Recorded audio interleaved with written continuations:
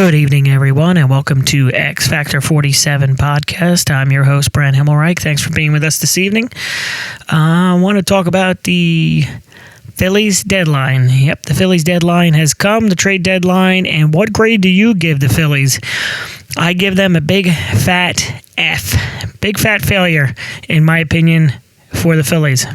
So the Phillies get Luis Arraez at second base, and it moves Stott from second base to third base, which Stott is he's a gold glover at second base. Makes no sense to me. Then you got a Bohm move from third to first, and now Bryce Harper's moving to the outfield for 2 months, and then he's going to be back at first base, he's told the Phillies, but he'll go to the outfield for 2 months. So you have Harper in right field then. You'd have Derek Hill in center, and you'd have Marsh in left. So Brian De La Cruz and Crawford should have been moved for a starting pitcher. Should have been moved for a Mize or a Robbie Ray, or a Gausman or a Tyone or, etc. They didn't get a starter. Yeah, they got Raley and they got some pieces in the bullpen maybe to, fix that debacle. But they didn't get a bat in the outfield and they didn't get a starter. It was a big fat failure for the Phillies at this deadline. They feel they did well, but they did not. Remember, this is coming from the same organization that thought Marchand was going to be their starting catcher, and they wouldn't re-sign JT, which JT is your starting catcher until he needs to retire. He is your franchise catcher. This is the same organization that was the breathless hysteria over Bo Bichette, but didn't want Cody Bellinger. Cody Bellinger would have been a great fit in your outfield. The same organization that Luzardo still had 2 years in control, but we offered him a mega contract this year when that should have been done 2 years down the line. That would have saved up some money in the last offseason, to go get Cody Bellinger in a corner outfield. Their outfield is weak. Their outfield's still going to be weak. I like Derek Hill, though. He's been doing a great job in center field. You got to have Marsh, but they needed another bat out there. They needed a Varsho, They needed, maybe Joe Adele or another type of bat out there would have worked. And Bryce Harper could have stayed and played first base. I don't understand Luis Arraez's move. They're going to have him hit fourth. He's not a power hitter. I just don't see it working out very well for the Phillies. The Padres did a great job, actually. They got Robbie Ray. They got some other pieces. They did some good deals, and they're going to be a good team. I think the Padres are going to push the Phillies, who gets that 5th or 6th seed, and it's going to be very tight. But when you get out of trade deadlines, when you make the deals that you need to make, you get that wow feeling after the day after. Like we now have the pieces in place and we have the team to win.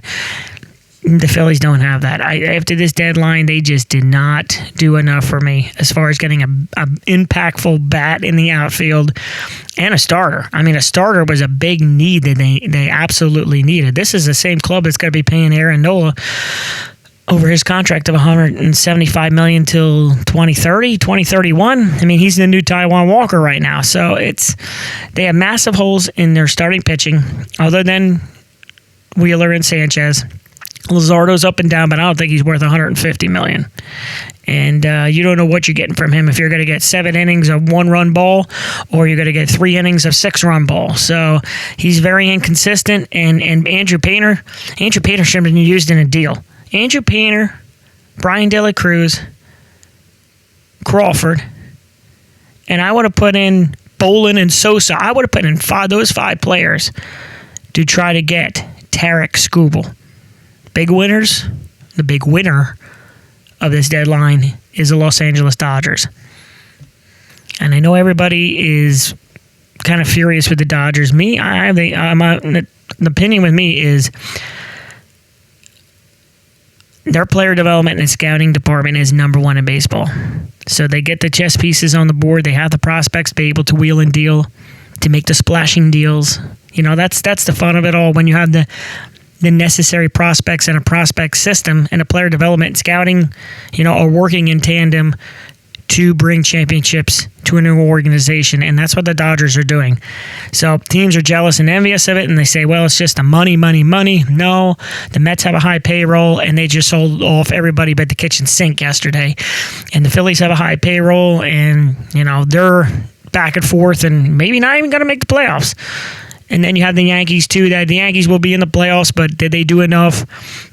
And they have a high payroll. And then the Braves did not do much. I mean, they got Bailey Falter and Lane Thomas, but we'll see about the Braves. But the two teams I'm looking at in the National League, the Dodgers and the Cubs. The Cubs made a flurry of deals, and I like the deals that they made for Clay Holmes. Clay Holmes was one on the board that I wanted the Phillies to get. Certainly that's going to be an impactful person. Gausman. I mean, they just got a whole bunch. Tyrone Taylor. They got a lot coming their way. And NLCS, I'm going to call it right now. It's going to be, if they have to face each other in NLCS, if they have to face each other in the DS, then they may. But my top two teams in the National League, without a doubt, Dodgers and Cubs right now. I don't even put Milwaukee in there. Milwaukee got JoJo Romero and Dustin May. You know, that deal from the Cardinals, that don't excite me if I'm a Brewer fan at all. And the Braves didn't do much, and they have, they have their ups and downs too, but definitely Dodgers and Cubs.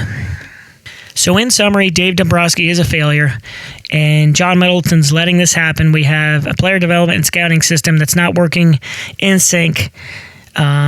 The farm system, you look at the records, they're all 10 games under 500, not much talent there.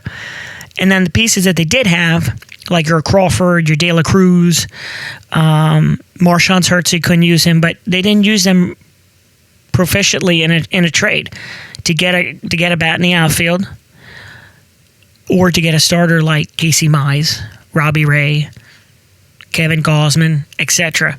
They didn't do that. And they didn't fulfill their needs. They think Luis Arraez is going to, just cover all their needs and they're going to be fine.